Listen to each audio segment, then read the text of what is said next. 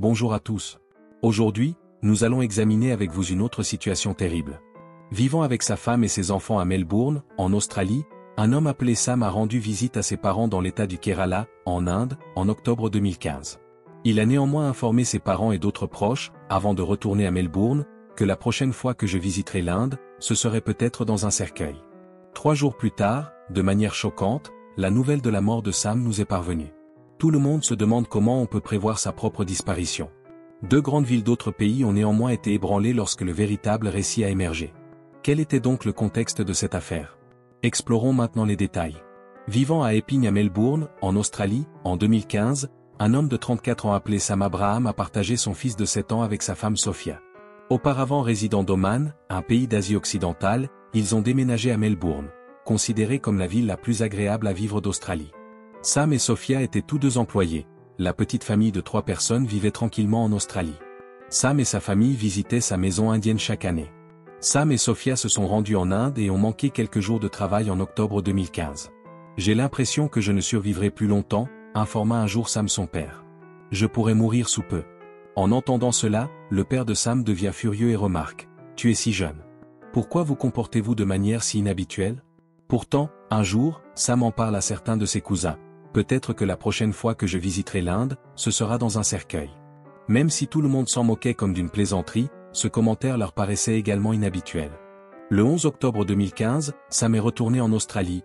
Lui et sa femme venaient de prendre quelques jours de congé pour visiter l'Inde. Sam retourne ensuite en Australie accompagné de son fils et de sa femme. Mais 2 jours plus tard, le matin du 15 octobre 2015, le père de Sam, Abraham, reçoit un appel. À l'autre bout du spectre se trouve Sophia, sa belle-fille, qui annonce une terrible nouvelle qui choque toute la famille Abraham. Les larmes jaillissent, Sophia dit que Sam est décédé ce matin-là après une crise cardiaque. Restée seule en Australie, Sophia gère toute la documentation et obtient enfin l'autorisation de renvoyer le corps de Sam en Inde. Le corps de Sam apparaît au Kerala, en Inde, 2 à 3 jours plus tard. 18 octobre. Avec le corps sans vie de Sam, la sœur de Sophia, Sonia, et son enfant de 7 ans se rendent également en Inde. Mais plusieurs membres de la famille de Sam, notamment son père, sont plutôt surpris puisque tout ce que Sam avait mentionné s'est réalisé. La maison est en deuil. Aujourd'hui veuve, la femme de Sam a perdu le père de son fils de 7 ans. Le corps de Sam a été enterré et ses rituels funéraires se sont déroulés avec une grande tristesse et un grand chagrin. Tout le monde à la maison était quelque peu déprimé, mais Sophia avait particulièrement le sentiment que sa vie avait beaucoup souffert. De toute façon, elle a dû rentrer en Australie au bout de 5 jours, car ils étaient venus en Inde en vacances auprès de différentes entreprises. Sophia aurait pu perdre son emploi si elle était restée plus longtemps en Inde. Sophia est donc rentrée en Australie le 23 octobre avec sa fille et sa sœur Sonia. Sophia a appelé ses beaux-parents tous les samedis pour voir comment ils allaient, une fois de retour en Australie. Même si le temps passait lentement, Sophia n'a jamais manqué d'appeler sa belle famille un samedi. Mais soudain, Sophia n'a pas contacté l'Inde à la fin de juillet ni dans la première semaine d'août 2016. Voyant cela, la famille de Sam a commencé à s'inquiéter et à contacter des amis australiens pour en savoir plus sur Sophia. La famille de Sam a découvert quelque chose de surprenant. Ils ont découvert que Sophia avait passé les 15 à 20 derniers jours sous la garde de la police de Victoria. La famille de Sam a également découvert que Sophia était accusée de meurtre puisque la police pensait qu'elle avait tué son propre mari, Sam Abraham. La famille de Sam est surprise par cette idée. Mais le récit comporte également le nom d'Arun Kamalazanan, un autre individu. Lorsque la famille de Sam a entendu ce nom pour la première fois, elle a immédiatement su si les accusations portées contre Sophia étaient exactes ou fausses. À l'inverse, la police de Victoria a montré des preuves à Sophia et Arun, puis tous 2 ont admis avoir tué samedi. Sophia raconte aux flics une histoire incroyable après avoir avoué qu'il les laisse stupéfaits. Le récit se déroule comme suit. Sophia et Sam vivaient dans le petit village de Karavalur, dans le district de Kollam, dans l'état du Kerala. Laissez-moi vous dire que le Kerala est réputé pour ses plages, ses chaînes de montagnes et ses sanctuaires animaliers avant d'aller plus loin. Karavalur n'est qu'un petit village dans cet immense état du Kerala où les maisons de Sam et Sophia étaient proches l'une de l'autre. Puisqu'ils fréquentaient la même école et partageaient une classe, ils se connaissaient depuis l'enfance. Ils ont également chanté ensemble dans la chorale de l'église, car tous 2 montraient une certaine inclination musicale. Non seulement cela, mais ils ont également commencé l'université ensemble après le lycée. Finalement, ils sont tombés amoureux tout au long de leurs années universitaires et ont commencé à passer leur temps ensemble comme n'importe quel autre couple universitaire. Pourtant, dans leur relation, Sophia a développé des sentiments pour un autre homme appelé Arun. Sophia a finalement choisi d'épouser Sam, mais elle n'a ni informé Arun à propos de Sam ni permis à Sam de connaître Arun. Sam a alors dit à sa famille qu'il voulait épouser Sofia et qu'il l'aimait bien, mais il a été étonné lorsque son père lui a dit qu'il pouvait l'épouser. Le père de Sam a toujours rejeté le mariage pour une raison quelconque, même si le père de Sofia était un ancien officier de la défense et que la famille de Sofia avait une bonne réputation dans la société. Cependant, lorsque Sofia l'a découvert, elle a menacé Sam et sa famille que si elle ne pouvait pas se marier, elle s'engagerait. La famille de Sam a accepté de lui permettre de se marier avec Sofia après avoir appris cela et y a beaucoup réfléchi. Sam et Sofia étaient tous deux très satisfaits par la suite et une excitation considérable a entouré leur mariage. Après s'être marié en 2008, Sam a déménagé à Oman avec sa femme Sofia en 2009 suite à une offre d'emploi dans une société de change. Mais Sofia est retournée en Inde lorsqu'elle est tombée enceinte, car elle avait alors besoin du soutien de sa famille. Elle est restée en Inde et a eu des contacts réguliers avec sa sœur après y avoir accouché d'un garçon. Quelques années plus tard, Sofia a finalement choisi d'émigrer en Australie à la recherche de meilleures conditions de vie. La sœur de Sofia l'a poussée en lui disant « Tu devrais venir ici, tu auras un excellent travail », puisque Sofia a obtenu une maîtrise en électronique. Suite au CV de Sofia, une entreprise de Melbourne lui fait une offre d'emploi, elle part ensuite pour l'Australie avec son fils. Début 2012, Sofia est arrivée à Melbourne. Peu de temps après, Sam pense également qu'il finira par émigrer en Australie. Il reçoit son déménagement en Australie après avoir consulté son entreprise. Après l'arrivée de Sam en Australie en 2013, leur petite famille de 3 personnes réside désormais sous un même toit. Vivre ici présentait des avantages puisque leur fils avait grandi et que mari et femme étaient employés par diverses entreprises, donc leur vie se passait bien. Mais derrière cela se cache un autre récit. Arin avait déjà visité l'Australie avant que Sofia ne s'y installe. Arin a commencé à travailler pour une entreprise à Melbourne en tant qu'ingénieur en instrumentation. Arin s'y est marié et a également eu un enfant. Sofia était déjà mariée à ce moment-là et Arin avait ses propres enfants, ils n'auraient donc pas dû être en contact. Cependant, toujours mariés, Sofia et Arin ont continué à communiquer par appel et candidature. En fait, Sofia a déménagé en Australie principalement pour voir Arin personnellement depuis qu'il y était. Mais cela a été difficile pour Sofia et Arin de se rencontrer lorsque Sam a rejoint sa famille en Australie. Pourtant, Sofia entretenait des conversations secrètes avec Arin.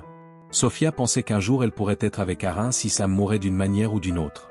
Arin aimait beaucoup Sofia, c'est pourquoi il approuvait qu'elle partage ce concept. Arin a alors commencé à chercher un moyen de tuer Samdi. Sofia l'a aidé à garder un œil attentif sur chaque mouvement de Sam tout au long de cette période. Puis Arin a enfin eu l'opportunité qu'il attendait en février 2015.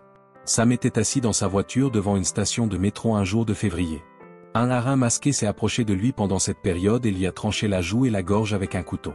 Sam a cependant survécu à l'attaque, heureusement pour Arin, il n'a pas été retrouvé et donc pas attrapé. Sofia a parlé à Arin du retour de Sam chez lui après une agression au couteau. Ensuite, les deux ont commencé à envisager une autre approche rapide pour assassiner Sam. Ils avaient plusieurs idées sur la façon de tuer Sam tout au long de cette période, mais ils ont finalement choisi d'utiliser le cyanure. Après cela, Sofia a commencé à chercher du cyanure. Le 14 octobre, elle l'a mélangé au jus d'orange de Sam et le lui a tendu. Sam l'a bu en pensant que c'était du jus d'orange ordinaire et s'est ensuite endormi sur son lit. Le pauvre Sam ne s'est plus jamais relevé. Sofia a immédiatement envoyé un message à Arin et l'a appelé chez elle.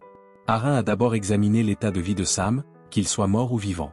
Arin, bien sûr, força la bouche de Sam à recevoir le reste du liquide du verre. Arin a quitté la maison de Sofia en réalisant qu'il était mort après avoir fait cela et vu Samdi. Sofia a ensuite dormi toute la nuit dans le même lit que son fils, où gisait le corps sans vie de son mari. Elle a commencé à crier fort dès que le jour est arrivé et certains voisins ont vu sa résidence. Sam a ensuite été transporté à l'hôpital, mais à son arrivée, le médecin l'a déclaré mort. Sofia a commencé à beaucoup pleurer en apprenant cela, mais ce n'était qu'une performance.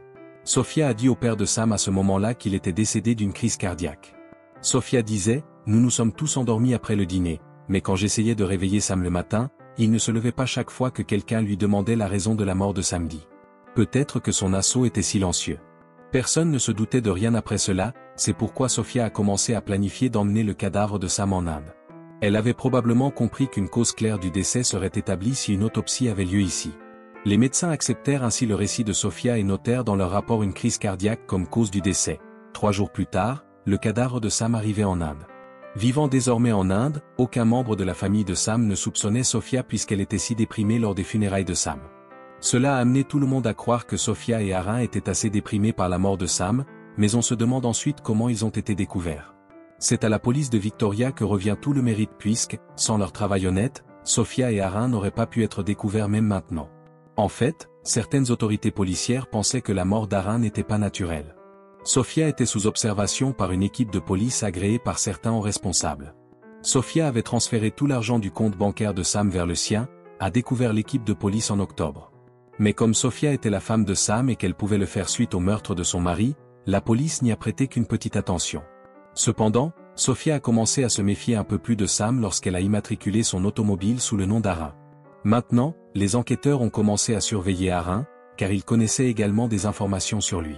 À l'inverse, les flics n'ont jamais posé aucune question à Sofia après la mort de samedi. Sofia commença alors à croire qu'elle avait échappé au meurtre de son mari, indétectable pour quiconque. Entre-temps, un agent infiltré s'est lié d'amitié avec Arin et est rapidement devenu un ami proche. Arin, cependant, n'a jamais pensé que cet individu était un enquêteur de la police. Les flics ont commencé à surveiller les téléphones portables d'Arin et Sofia à ce moment-là. Un jour, leur diligence a porté ses fruits lorsque la police a écouté un enregistrement d'appel entre Sofia et Arin. Ils ont parlé au téléphone, tant de temps s'est écoulé et personne ne nous a encore trouvés. Peut-être que bientôt nous serons enfin ensemble. Les flics ont donc pu voir clairement que le triangle amoureux est la raison du meurtre de Sam. Quelques jours plus tard, Arin a produit un élément de preuve essentiel pour le détective. Arin a déclaré au détective après avoir bu qu'une fois, « J'avais tué quelqu'un en combinant du poison dans son jus d'orange et que les flics ne m'avaient jamais retrouvé. » Arin a exposé toute la vérité en état d'ébriété, ses aveux ont donc été notés. Le détective avait également activé l'enregistrement des appels de son téléphone à ce moment-là. Le détective a ensuite présenté la cause du meurtre de Sam et la preuve de l'arme utilisée dans le crime à son plus haut officier de police. Après avoir vu tout cela, même l'officier supérieur était évident que le décès de Sam n'était pas naturel. Après cela, ils ont ordonné que le corps de Sam soit retiré du cercueil en Inde et qu'il ait mené une enquête afin d'identifier la véritable raison de sa mort. Mes amis, avant d'avancer dans la vidéo, j'ai une petite question à vous poser. Abonnez-vous à ma chaîne, vous m'aiderez beaucoup et nous continuerons à vous apporter du contenu de qualité chaque jour. Continuons donc le récit maintenant. Les résultats toxicologiques de Sam montraient maintenant que le cyanure présent dans son sang et son foie était ce qui l'avait tué. Environ 10 mois après le décès de Sam, le 12 août 2016, la police de Victoria s'est présentée au domicile de Sofia et Arin pour les mettre en garde à vue. Mais les flics ont découvert un journal en fouillant dans la maison de Sofia. Mais le journal était rédigé en malayalam, une langue parlée au Kerala, c'est pourquoi la police l'a envoyé pour être transféré. Suite à cela, les enregistrements des appels de Sofia et Arin, des parties de leurs entretiens, le journal de Sofia traduit en anglais et l'enregistrement d'Arin devant le juge ont été montrés au tribunal. Arin avait informé l'enquêteur qu'il avait tué un homme en l'empoisonnant, c'était donc le même enregistrement qu'il avait utilisé. Une publication dont le siège est à Melbourne affirme que le journal découvert dans la maison de Sofia appartenait parfois à Sofia et d'autres fois à Arin. Tous deux ont gardé leurs émotions dans ce journal. Peux-tu me serrer fort ? Sofia note dans une entrée de ce journal. Je veux disparaître dans ton amour. Arin avait également dit, elle est le partenaire idéal pour moi, mais que dois-je faire ? Un jour, elle sera à moi, certainement. Suite à cela, la Cour suprême de Victoria a rendu sa décision. Arin est condamné à 24 ans de prison, il ne pourra pas bénéficier d'une libération conditionnelle avant 21 ans. Sofia, en revanche, est condamnée à 22 ans, elle ne peut pas être libérée sur parole avant 18 ans. Sofia s'est néanmoins effondrée au tribunal et a sangloté, « J'ai un petit-fils, alors, veuillez raccourcir ma peine. » Le plus triste, c'est que votre fils est la principale victime de ce crime, vous avez tué son père et maintenant vous serez également emprisonné. Sonia, la sœur de Sofia, a ensuite obtenu la garde de l'enfant, mais plus tard, la famille de Sam a insisté pour que leur petit-fils soit avec eux, c'est pourquoi le fils de Sam réside désormais avec la famille de ses grands-parents. Nous ne pouvons rien dire sur la femme ou l'enfant d'Arin dans cette situation, car il n'y a aucune information les concernant. Mais ni la famille d'Arin ni les parents de Sofia ne semblent avoir la moindre idée qu'ils se connaissent à cette période. Ainsi, l'affaire du meurtre de Sam Abraham se termine ici. Vous pouvez également publier le nom de tout cas que vous souhaitez nous suggérer pour créer un film détaillé dans la zone de commentaires. Si vous appréciez notre travail, aimez et transférez cette vidéo. Abonnez-vous dès maintenant, si ce n'est pas déjà fait.